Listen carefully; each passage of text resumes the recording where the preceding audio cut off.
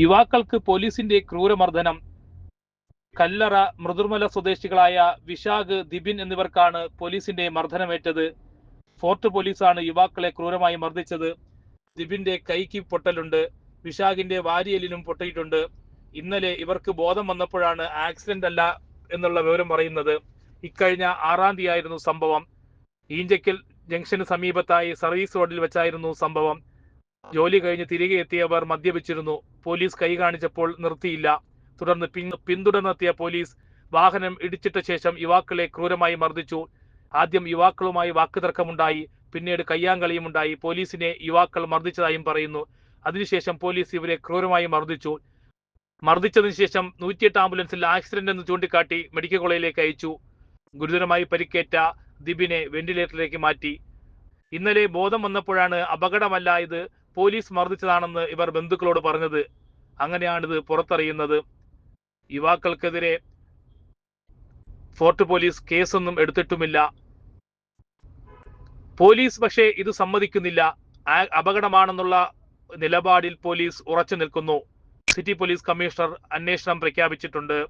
നീതി കിട്ടുന്നതുവരെ മുന്നോട്ട് പോകുമെന്ന് ദിബിന്റെ ബന്ധുക്കൾ പറയുന്നു. എന്താ സംഭവിച്ചത്? സാറേ, ഇത് 6-ാം തീയതി വെളുപ്പിന് അനിയനും 2 അനിയന്മാരാണ്. അവർ ലേശം മദ്യപിച്ചിട്ടുണ്ടായിരുന്നു. ഒരു ബാറിൽ പോയിട്ട് മദ്യപിച്ച് തിരിച്ച് റിട്ടേൺ വരുന്ന സമയത്ത് പെട്രോളിങ്ങുകാർ കൈ കാണിച്ചതാണ്. കൈ കാണിച്ചിട്ട് അവർ നിർത്തിക്കില്ല, വണ്ടി സ്റ്റോപ്പ് ചെയ്യില്ല. അങ്ങനത്തെ അവർ ലാത്തി എടുത്ത് എറിഞ്ഞ് നിർത്താത്തതുകൊണ്ട് കുറച്ച് മുന്നോട്ട് പോയിട്ട് അവർ തിരിച്ച് ഫോളോ ചെയ്യുമെന്ന് അറിയാനായിട്ട് അവർ വണ്ടി നിർത്തിയിട്ട് നോക്കിക്കി. അപ്പോൾ നോക്കിയപ്പോഴത്തേക്ക് വണ്ടി നേരെ കൊണ്ടുവന്ന് വണ്ടി സൈലൻസറിൽ ഇടിക്കുകയാണ് ചെയ്തത്. അവർ പെട്രോളിങ്ങുകാർ വണ്ടി ലെഫ്റ്റ് സൈഡിലോട്ട് മറിഞ്ഞു വീണു. അപ്പോൾ ഇവർ രണ്ടുപേരും എണീച്ച് നിന്നതാണ്.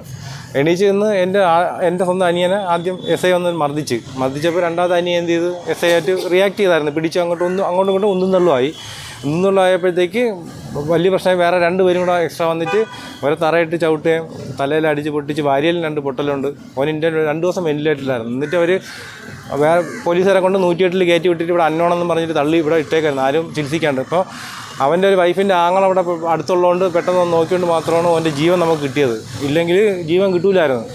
ആ ഒരു ഇപ്പോഴും അവന് ഇന്ത്യയിലും ബ്ലീഡിങ് ഉണ്ട്. തലച്ചോറിൽ വേണ്ടി ഒരു 3 മാസം കഴിഞ്ഞാൽ മാത്രമേ പറയാൻ പറ്റുള്ളൂ ബ്ലീഡിങ് നിൽക്കുമെന്ന് പോലും പറയാൻ. ഡോക്ടർ അങ്ങനെയാണ് തന്നത്. ഇപ്പോഴും വാരിയലിന് പൊട്ടലുണ്ട്. വലത്തെ കൈ അത് ആർക്കും ഒന്ന് നോക്കിയാലും സാറേ അറിയാൻ പറ്റും. അതായത് ലോവർ ബോഡിയിൽ യാതൊരു സ്ക്രാച്ചോ ഒന്നുമില്ല. ഇത്രയും ആക്സിഡൻറ്റ് പറ്റിയ ആളിന് എങ്ങനെയായാലും മുട്ടല്ല വരെയാണ്. അതുപോലെ എൻ്റെ അനിയൻ്റെ ചിരട്ട ഫുള്ള് പൊട്ടിയിട്ടാണുള്ളത്. അത് ഒരുവിധ സ്ക്രാച്ചോ അങ്ങനെ ഒന്നുമില്ല. കാരണം ഒരാൾ വടി വെച്ച് അടിച്ചാൽ എങ്ങനെ പൊട്ടും സാറേ, അതുപോലെയാണ് പൊട്ടിയിട്ടുള്ളത് തുടയിലും ഒക്കെ. എന്നിട്ട് ഓൻ്റെ അടുത്ത് പറഞ്ഞിരിക്കും, ഒരാൾ പറഞ്ഞിന്, ഒരു പോലീസുകാരൻ പറഞ്ഞ് നീയൊന്നും ഇനി എണീച്ചടക്കെ ജോലി ജീവിക്കുക ചെയ്യരുതെന്ന് പറഞ്ഞിട്ടാണ് മർദ്ദിച്ചത്. 2 പേരെ വലത്തെ കൈയും ചവിട്ടി പൊടിച്ച് എൻ്റെ അനിയൻ്റെ ഷോൾഡർ ചവിട്ടി പൊട്ടിച്ചിട്ട് അതിൻ്റെ ഒരു നെർവ് കംപ്ലൈൻ്റ് ആയിട്ട് വലത്തെ കൈക്ക് ഇപ്പോൾ സ്വാധീനമില്ല. അതും സർജറി ചെയ്താൽ രക്ഷപ്പെട്ടാലായി, ഇല്ലെങ്കിലായെന്നുള്ള കോലത്തിലാണ് സാറേ ഉള്ളത്. പരാതി എന്തായാലും മൂവ് ചെയ്യുന്നത് സാറേ. ഇവർക്ക് ഓർമ്മയില്ലാത്തതുകൊണ്ടാണ് നമ്മൾ ഇത്രയും ലേറ്റായത്. ഇതെന്ത് സംഭവിച്ചെന്ന് 2 ഓർമ്മയില്ലായിരുന്നു. കാരണം അവരുടെ ചോദിക്കുമ്പോൾ എന്താ പറ്റിയത്, അവർ എങ്ങനെ ഇവിടെ എത്തിയെന്നാണ് നമ്മളോട് ചോദിച്ചുകൊണ്ടിരുന്നത്. അപ്പോൾ ഇന്നലെയാണ് എൻ്റെ അനിയൻ നല്ല ഓർമ്മ വന്നത്. അപ്പോൾ അവൻ ഡീറ്റെയിൽ പറഞ്ഞുകൊണ്ട് മാത്രമാണ് ഇപ്പോൾ ഫോർവേഡ് ചെയ്യും, പരാതിയായിട്ട് തന്നെ മുമ്പോട്ട് പോകണം സാറേ. കാരണം ഒരിക്കലും അവർ കേസെടുത്ത് റിമാൻഡ് ചെയ്താലും നമ്മൾ എങ്ങനെയും പൈസ കൊടുത്തിട്ട് അവരെ ഇറക്കില്ല സാറേ. ഇതിപ്പോൾ ജീവചവായിട്ടാണ് സാറേ കൊണ്ടിട്ടേക്കണം. കാരണം ഒരിക്കലും ഇങ്ങനെ ഉപദ്രവിക്കാൻ അത്ര അക്സെപ്റ്റ് ചെയ്യാൻ പറ്റില്ല. അത്രയും പരിക്കുണ്ട് സാറേ 2 അത് ചെറിയ പ്രായമാണ്. ഒരാൾക്ക് 26 വയസ്സും ഒരാൾക്ക് 30 വയസ്സേ ഉള്ളൂ. ആ 30 വയസ്സുള്ള അനിയനെന്ന് പറഞ്ഞു കഴിഞ്ഞാൽ 2 ഇരട്ട കുട്ടികൾ, ചെറിയ 2 മക്കളാണ്. ഒരു ചെറിയൊരു പെൺകൊച്ചിനെ സ്നേഹിച്ച് കല്യാണം കഴിച്ചാണ്. അവൾക്കും ആരുമില്ല. അങ്ങനത്തെ ഒരു വല്ലാത്തൊരു സിറ്റുവേഷൻ സാറേ ഉള്ളത്. അതുകൊണ്ടിപ്പോൾ ഇതറിഞ്ഞ പാടെയാണ് ഞാൻ ഇത് കംപ്ലയിൻറ്റ് ചെയ്യാൻ പോകുന്നതാണ് സാറേ. ഹസ്ബൻഡിന് ഇങ്ങനെ അപകടം പറ്റിയതായിട്ട് ഞാൻ വെളുപ്പിന് 4:30 മണിക്കാണ് അറിയുന്നത്. ഞങ്ങളുടെ അവിടുത്തെ ഒരു വാർഡിലെ മെമ്പർ, അയാൾ വക്കീലും കൂടെയാണ്. പുള്ളിക്കാരനെ എങ്ങാണ്ടോ സ്റ്റേഷനിൽ നിന്ന് ആരെ വിളിച്ച് പറഞ്ഞെന്ന് അറിയത്തില്ല. അത് പുള്ളിക്കാരന് മാത്രമേ കറക്റ്റായിട്ട് അറിയത്തുള്ളൂ. ഇതേപോലെ ഒരു അപകടം പറ്റി മെഡിക്കലിലാണ്. അപ്പോൾ വിശാഖിനെ മാത്രമേ അയാൾക്ക് ക്ലാരിഫൈ ചെയ്യാൻ പറ്റിയുള്ളൂ.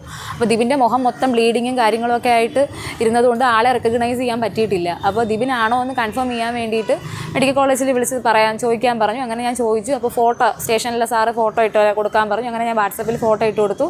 അങ്ങനെ അവിടെ നിന്നെങ്ങാണ്ട് പോലീസുകാരനെ വിട്ടിട്ട് അന്വേഷിച്ചപ്പോൾ അത് ദിബിനാണെന്ന് കൺഫേം ചെയ്തു. അപ്പോൾ ഞങ്ങൾ ഏകദേശം കല്ലറയിൽ നിന്ന് എത്തുമ്പോഴത്തേനും മണിക്കൂറുകളാവും. അപ്പോൾ ആ സമയത്ത് ഇയാൾ ഈ തലയിൽ അതീവ ഇൻറ്റേർണൽ ബ്ലീഡിങ് ആയിട്ടാണ് അവിടെ കിടക്കുന്നത്. അപ്പോൾ ബൈക്ക് ഒരു ബാരിക്കേഡിൽ ഇടിച്ചതായിട്ടാണ് കൊണ്ടുവന്നവർ പറഞ്ഞേക്കുന്നത്, ഇവിടെ കൊണ്ടുവന്നവർ. അപ്പോൾ ഞങ്ങൾ എത്തുന്നതിന് മുന്നേ ഞാൻ എൻ്റെ ബ്രദറിനെ വീട്ടിൽ വിളിച്ച് കാര്യം പറഞ്ഞു. അപ്പോൾ ചേട്ടൻ ജോലിക്ക് പോകാൻ വേണ്ടി ഷിഫ്റ്റായിരുന്നു. പട്ടത്ത് നിന്നപ്പോൾ ചേട്ടന് പെട്ടെന്ന് നിങ്ങൾ കയറാം. ചേട്ടൻ കയറി വന്നപ്പോൾ ആൾ മരിച്ച രീതിയിലാണ് കിടന്നത്. ഒരു അൺനോൺ ആയിട്ട് ഒരു സ്ഥലത്ത് മരിച്ച രീതിയിൽ ട്രീറ്റ്മെൻറ്റ് ഒന്നും കിട്ടാതെ കയ്യും ഒന്ന് പ്ലാസ്റ്റർ ഇട്ടിട്ട് ഒരു സൈഡിൽ കിടത്തിയിരിക്കുകയായിരുന്നു. ചേട്ടൻ വന്നതിന് ശേഷമാണ് എൻ്റെ ഹസ്ബൻഡിന് വെൻറ്റിലേറ്ററിലോട്ട് സംഭവിച്ചത്. എന്താണെന്ന് വെച്ചാൽ പുള്ളിക്കാരനെ വെൻറ്റിലേറ്ററിന് എടുത്തതിന് ശേഷം ഞാൻ ചോദിച്ചപ്പോഴാണ് പുള്ളിക്കാരന് ഇതുവരെയുള്ള കാര്യമേ ഓർമ്മയുള്ളൂ. ഇവർ രാത്രി എങ്ങാണ്ടോ വിശാഖും എൻ്റെ ഹസ്ബൻഡിൻ്റെ പേര് ദിബിൻ എന്നാണ്, രണ്ടുപേരും കൂടെ പുറത്തോട്ട് പോയപ്പോൾ വെളുപ്പിന് 12 മണിക്ക് ശേഷമാണ്, കറക്റ്റ് സമയം എനിക്കറിയത്തില്ല. പുള്ളിക്കാരൻ ആ സമയം റെക്കഗ്നൈസ് ചെയ്തെടുക്കാൻ പറ്റുന്നില്ല. പോയപ്പോൾ ഇവർ നൈറ്റ് പെട്രോളിങ്ങിന് നിൽക്കുന്ന പോലീസുകാരായിരുന്നു. അവരെങ്ങാണ്ടോ കൈ കാണിച്ചപ്പോഴത്തേനും നിർത്തിയില്ല. അപ്പോൾ ഇവർ കുറച്ച് കഴിച്ചിട്ടുണ്ടായിരുന്നു, സ്വാഭാവികമായിട്ട് അതുകൊണ്ടായിരിക്കാം നിർത്താത്തത്. അപ്പോൾ ഇങ്ങനെ വണ്ടി എടുത്ത് പോയപ്പോൾ ഇവർ ലാത്തി എങ്ങാണ്ടോ കൊണ്ട് എറിഞ്ഞപ്പോൾ വണ്ടി സ്കിഡായിട്ട് ഇവർ നിന്നിട്ട് എന്തോ ഷൗട്ട് ചെയ്തു. അപ്പോൾ അങ്ങോട്ടും ഇങ്ങോട്ടും സംസാരിച്ചതിൽ ഈ SIയുടെ അടുത്താണ് SIയും 2 കോൺസ്റ്റബിൾ എങ്ങാണ്ടോ ആണ് കൂടെ ഉണ്ടായിരുന്നെന്ന് തോന്നുന്നു. സംസാരിച്ചതിൻ്റെ വൈരാഗ്യത്തിൽ ഒരു മനുഷ്യനെ എത്രത്തോളം ഒരു ശവമായിട്ട് കിടത്താമോ ആ ഒരു രീതിയിലാണ് ഭർത്താവിനെ ആക്കി വിട്ടത്. അതായത് തലയോട്ടിന് പൊട്ടലുണ്ട്, തലയ്ക്കകത്ത് ഇൻറ്റേർണൽ ബ്ലീഡിങ് ഉണ്ട്, ഒരു കണ്ണിൻ്റെ മുകളിലും താഴെയായിട്ടുള്ള എല്ലിന് പൊട്ടലുണ്ട്, കൈക്ക് പൊട്ടലുണ്ട്, എല്ലാം വലതുവശത്താണ്. റിബ് വാരിയലിന് പൊട്ടലുണ്ട്. ഈ തലയോട്ടിയിലെ പൊട്ടലും ബ്ലീഡിങ്ങുമാണ് നമുക്ക് ഏറ്റവും പേടിക്കേണ്ടത്. ആൾ 2 ദിവസം വെൻറ്റിലേറ്ററിലായിരുന്നു. ഇപ്പോൾ പോലും താടിയിൽ പൊട്ടലുണ്ട്, പല്ല് മുറുക്കി കമ്പി ഇട്ടേക്കുകയാണ്. അപ്പോൾ പുള്ളിക്കാരന് നേരത്തെ ഒരു ആഹാരം പോലും കഴിക്കുക, അതായത് ഒന്നല്ലെങ്കിൽ ഒരു 2 മാസം പോലും ആഹാരം കഴിക്കാൻ പറ്റാത്ത സിറ്റുവേഷനിലാണ് ഇരിക്കുന്നത്. വെള്ളം സിറിഞ്ചിലെടുത്താണ് കൊടുക്കുന്നത്. പരാതി കൊടുത്തില്ല. കാരണം ഇങ്ങനെയുള്ള ആൾക്കാർ ഇത് ചെയ്യുമ്പോൾ ഞങ്ങൾ എന്ത് ധൈര്യത്തിൽ, അല്ലെങ്കിൽ നമുക്ക് അതിനൊരു നമ്മൾ സാധാരണക്കാരാണ്. അപ്പം നമുക്കതിൽ പരാതി കൊടുക്കുന്നതിനൊക്കെ ഒരു ലിമിറ്റേഷൻ ഇല്ല. അതായത് നിയമം പാലിക്കേണ്ടവരാണ് തെറ്റായിട്ട് ചെയ്തത്. നിയമം നേരെ കൊണ്ടുപോകേണ്ട ആൾക്കാരാണ് സാധാരണക്കാരായ ഒരാളെ ഇങ്ങനെ അതീവ ക്രൂരമായിട്ട് ഇങ്ങനെ ചെയ്തത്. പരാതി കൊടുക്കാൻ ഞാൻ തയ്യാറാണ്. കാരണം എനിക്ക് 2 കുഞ്ഞു പിള്ളേരാണ്, ഇരട്ട കുട്ടികളാണ്, പെൺകൊച്ചുങ്ങളാണ്. വെറും 3 വയസ്സേ അവർക്കായിട്ടുള്ളൂ. ഇങ്ങനെയുള്ള ഒരു ഇതിൽ അവർക്ക് അവരുടെ അച്ഛനെ നഷ്ടപ്പെടുത്താൻ ഞാൻ കൂടെ നിൽക്കില്ല. അപ്പോൾ ഇതിനെന്താണ് നിയമ നടപടി എടുക്കേണ്ടത്, അത് ഏതറ്റം വരെയും ഞാൻ പോകാൻ തയ്യാറാണ്.